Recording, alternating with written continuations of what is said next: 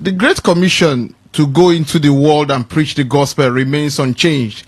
However, the methods of evangelism have evolved with time. In today's digital age, technology offers new opportunities and challenges for the church. From live stream sermons, podcasts, and social media ministries to Bible labs and AI-powered evangelism tools. The question isn't whether technology should be used, but how it can be used effectively and ethically for the glory of God. To discuss this topic with me, I have in the studio Jeremy Nwachukwu, minister of the Gospel of Christ and a mentor in the discipleship platform. Jeremy, this is the first time you're on my show. Thank you for joining me.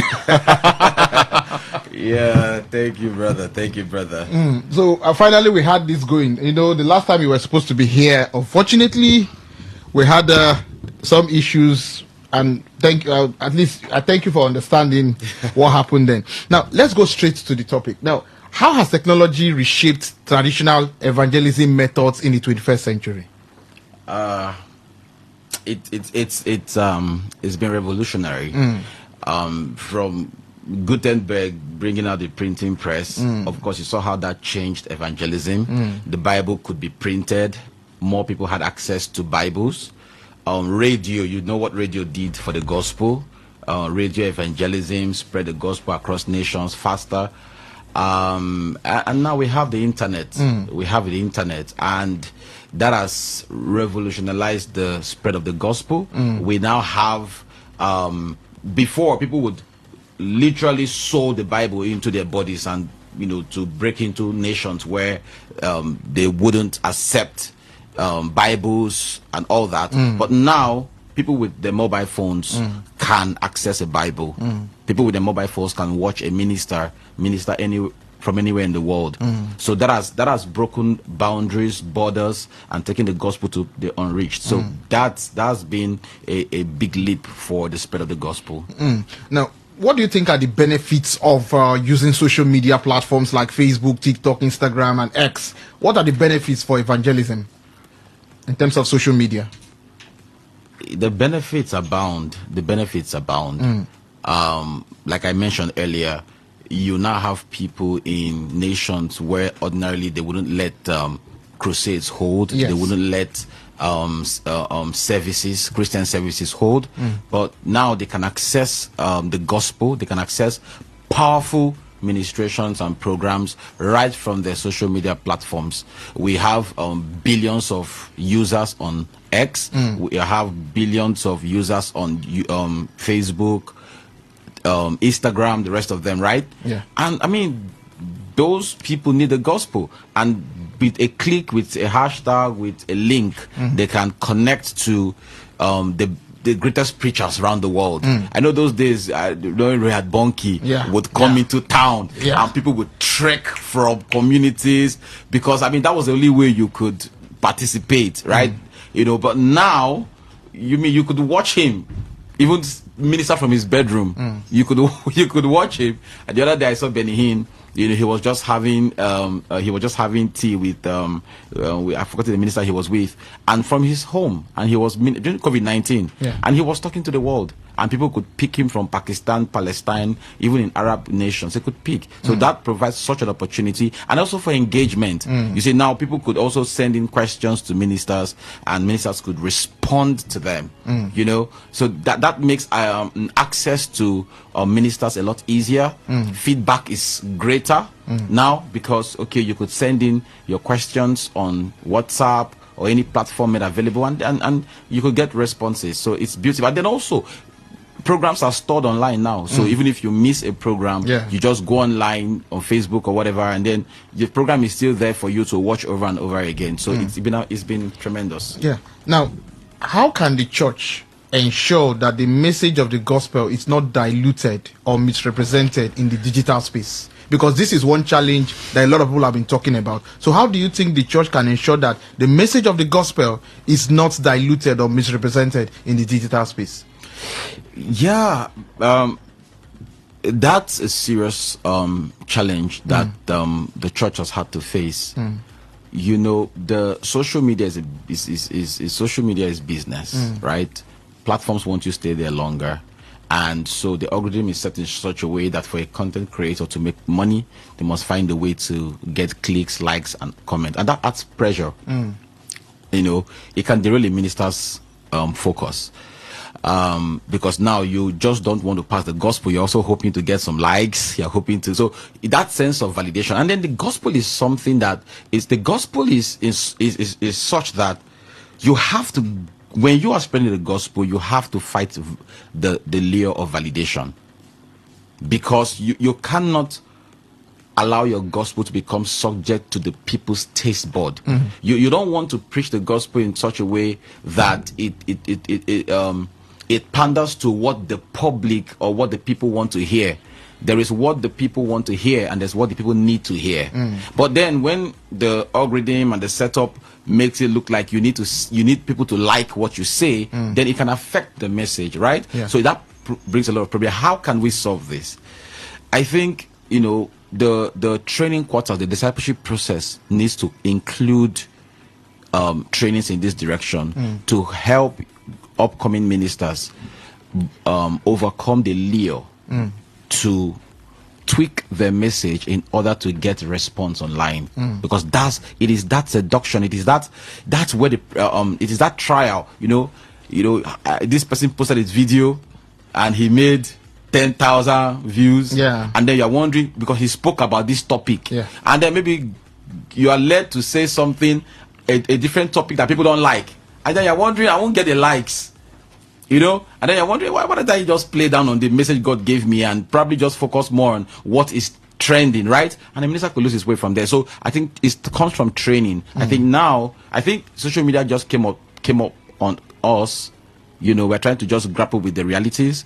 But I think at this moment, now, Bible schools should integrate this into their training process and help young ministers growing understand that why social media is great, but we have to make sure that we are not lured into tweaking our messages to fit what the algorithm wants us to do. And, in trying to make more money or get reactions, we have to actually overcome that.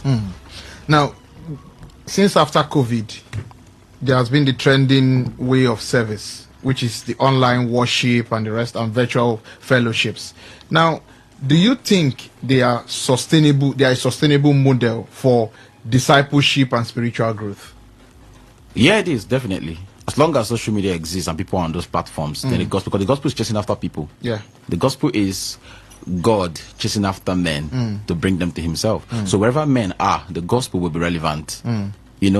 So as long as we have millions and we have billions of people on social media platforms, it will be important that, the church continues to use that medium to hold people together. I don't want to mention, countries and all that, but we have a lot of people in several countries around the world where they cannot have access to organized church services, and they're literally surviving on online Bible studies to continue discipleship, right?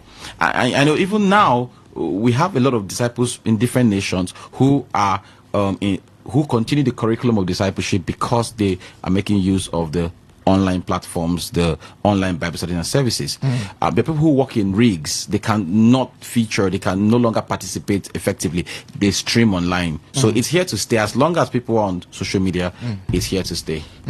Now, I will want to discuss a little bit about content creators, particularly the Christian content creators, because it's also one of those challenges we currently have in terms of Christianity and social media.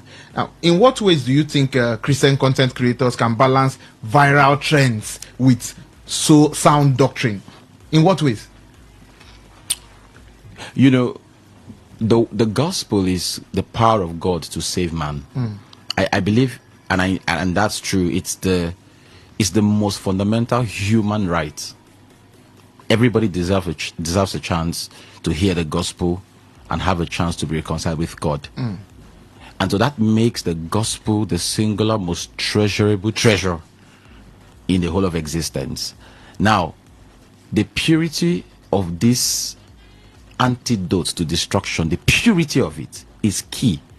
And it can be watered down, it can be tweaked by the same pressure you've just mentioned, content creation. They survive on, the validation that comes with it, the likes, the followers, and everything. What we need and this is to content creators, is to define what our profit, to define what profit is for us, to define what gain means for us. The word Christian comes before content creator. So what it means is you must first be a Christian before you become a content creator, if you will be a Christian content creator. So what it means is that we prioritize our heavenly reward, we prioritize our spiritual virtues above physical gains. So what that means is, while we can make profit off of content creation, it can never be at the expense of sound doctrine. So this means that we have two ways to address this, right? The people who listen to content creators should begin to investigate their background. If there is no sound training, if there is no allegiance to the church authorities, we should then take what they say with a pinch of salt. Because social media means that somebody can just wake up in the morning, put up a microphone and begin to say anything about Christianity, and people might believe, right? People might believe. So users should become very careful with the content creators they listen to in the name of Christian content creators. If you cannot identify which local church they belong to, can anybody vouch for them that they were discipled? If you can't do that, then you have to be very wary of what they have to say. And then for Christian content creators, it becomes very important that they affiliate themselves with local churches and submit themselves to a Sunday school process, a discipleship process, to ensure that what they're dishing out there, peer review, don't just come in there and speak an opinion. Make sure that other people around you who are Christians can hear what you say, what you have to say, and vet it as well, and point holes if they can find. Because once you release it to the world, somebody out there could be naive enough to get hurt. You may correct yourself later, but it's out there already. Somebody's already being destroyed by it. And when I say the gospel is so precious that to tweak it or to weaponize it by diluting its truth, you would have ruined their life. If you're just joining us, we are still on today's tech show. So today, maybe you think we are running a church program. No, we are discussing Christianity and the role of technology in spreading the gospel. I'm with Jeremy Nwachukwu. He's a minister of the gospel for Christ. We are live on Facebook at Today 95.1 FM. You could watch us live. You could drop questions, and I'll put your questions across to him. Now, Jeremy, let me ask you this question. Despite the impact of technology in terms of evangelism and all that, a lot of people still talk about what strategies are the best to be able to win souls for Christ using technology. Now, in your own opinion, how can churches use technology to reach unreached people, maybe groups of people, especially in regions where we have that are hostile to Christianity? How can they be able to use technology to gain access to these particular areas? Yeah, there are many ways to do that. There are many ways to do that, depending on the nation and the kind of embargoes they have, the kind of restrictions that they have. But there are many ways. There are websites now that carry messages, videos, ministrations, an entire curriculum for discipleship. And so people from countries that do not accept the gospel can still access these websites and draw data, draw content, draw media files that they can use to access teachings and discipleship manuals, which they can use for themselves. We also have social media, which is like right there. You could follow. They could around the world. You could follow up on ministers. You can follow up on ministries and get all that they have. Instagram, YouTube is great, because with YouTube now you can find stacks and stacks and stacks of messages from several sound teachers around the world. So this provides a great opportunity for people in different, and we have testimonies, amazing testimonies of people who just watch a preaching, a teaching on YouTube, and they get saved, even in very crazy country. I'm trying not to mention names, so let's not draw attention. But I understand. But there are people who just watch videos online. Even sometimes when they block, so that they block this access to these sites, and people still have a way of going to the dark web to still access these materials online. So the social media is one of them. All the social media platforms are great. We have great websites that are also great. And that's those are all the opportunities we can maximize to get the gospel to places. And it's been amazing. I remember somebody was talking about a country in North Africa, and they were like, before, they had this conservative system. The children couldn't access many other views, right? And now they are saying, look, it's not like that anymore, because right now our children can now access other conversations, other opinions through their phones, and that's something they're saying in some of those countries in North Africa now. And that's a big opportunity, because now they don't have to hear just one message alone, which is what they're born with. Now they have access to what the gospel can also say, leaving them with better opportunities to make a decision for themselves. So that provides a great opportunity, for those countries. Now, being Christians and at the same time being internet users, this question is very important. Of course, I know you know where I'm heading to now. Now, we have a lot of challenge of balancing your Christian life with the internet. Now, in your opinion, now, what are some of those practical strategies for believers to avoid digital distractions and maintain spiritual focus while engaging online? I would say this. Why try to use social media? Yeah. You have to make sure that social media doesn't use you. Okay? That's one thing we have to get there. Anybody who runs a social media platform needs you on that platform long enough. And in the study of addiction, in the study of client retainership in marketing, one of the psychological breakthroughs over decades ago showed that if you can get teenagers hooked on your product, you will have customers for life. Right? And it will amaze you that there are platforms who are utilizing that strategy to introduce teenagers to certain addictions on social media, which ensures that they would remain customers for life. So what this means is that there are certain designs, there are certain features built into social media platforms with the intention to get you addicted to those platforms, right? And what that does is that it becomes, yes, you went there to find God, you went there to find, but that's not all that is there. There are other things that are there, and they've been designed to get your attention, right? And for so many persons, their attention have really been gotten, bought, and sold. Like, they're gone. Right? We have several testimonies about that, right? Somebody did a research. One of my young teenagers did a research. The person spent 2 hours on social media and took data of all the things that she accessed, and then rated them edifying, that's spiritually sound, and spiritually poisonous. And she found out that by spending 2 hours on a particular platform, she accessed about 30 poisonous content and just 8 edifying content. So for every 2 hours she's online, she will most likely experience be exposed to 30 poisonous contents and 8 useful ones. And then she went to another very popular platform for teenagers and saw that she accessed 50 poisonous contents. It keeps increasing to 2 edifying contents.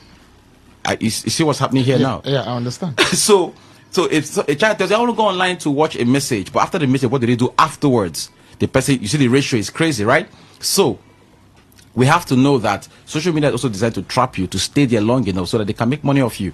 And so if you cannot gain self-control, if you cannot put in measures to protect your attention, even the spiritual life you wanted to build can crash, right? So how do we address this? Accountability.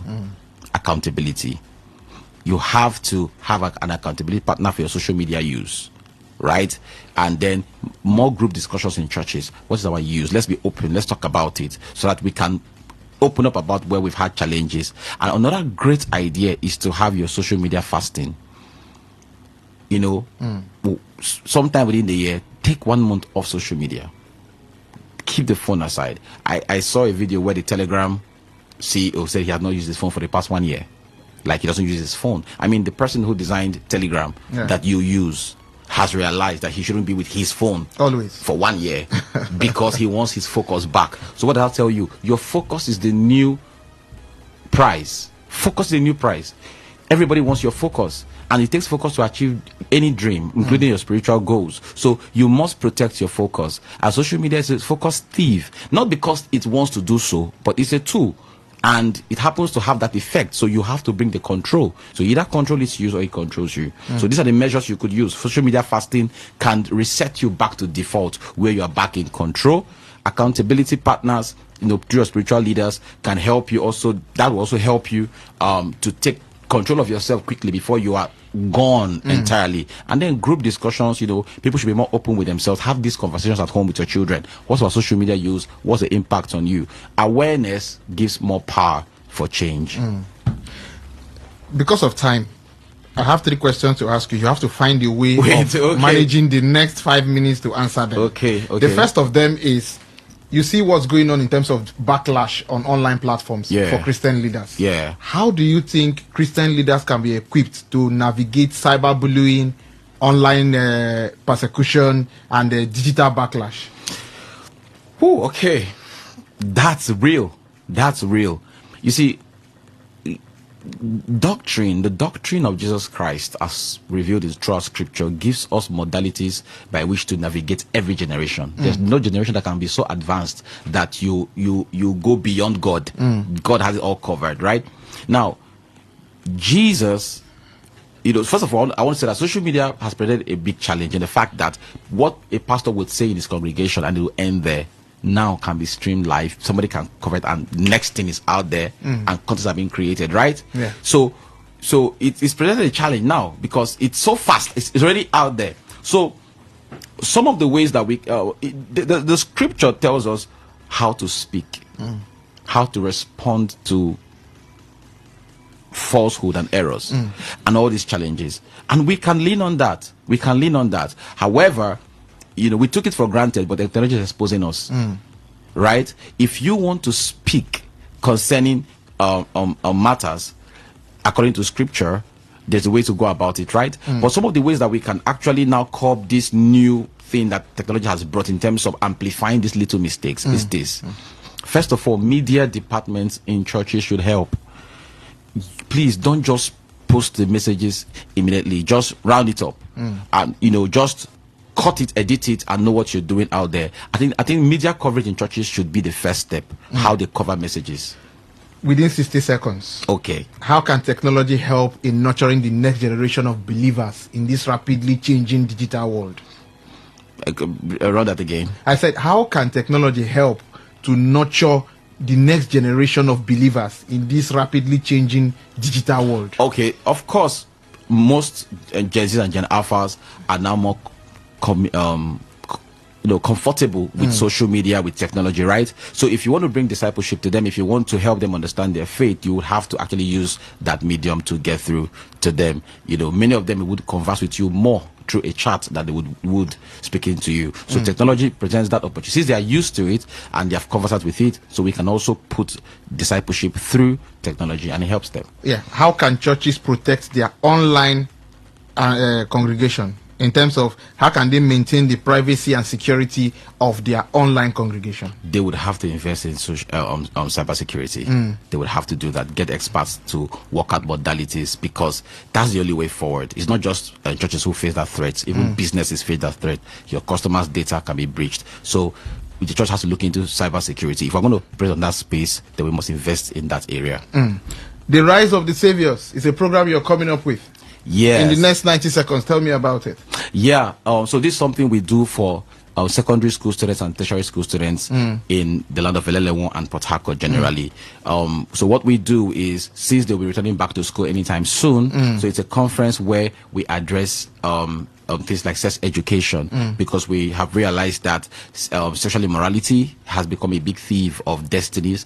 And then we also have academic excellence. School NASCAM is running everywhere, but the society is built on academic excellence, is built on professionals who are well educated, right? So we want to bring back perspective to young people to see that academic pursuit is very key, not about making money, but about making you competent to build your society. And then also we're also going to be teaching them on kingdom influence. You know, many Christians, yeah, they go to church, but in school they are different, right? So how do you maintain the integrity of your faith and show your light and not be, you know, taken over? So this conference is something that ministers have all come together. We have people from the Rockwood Church who have been amazing. We have other ministers from Redeem and everywhere who come together, work together with us to see that we organize this conference for students, you know, before they return back to school, to put their perspectives right and, you know, equip them spiritually and physically to do well in the next academic year. Jeremy Nwachukwu, the minister of the Gospel of Christ and discipleship or mentor in the discipleship platform. I know we'll have this conversation again. Thank you for joining me on the show. Thank you. God bless you.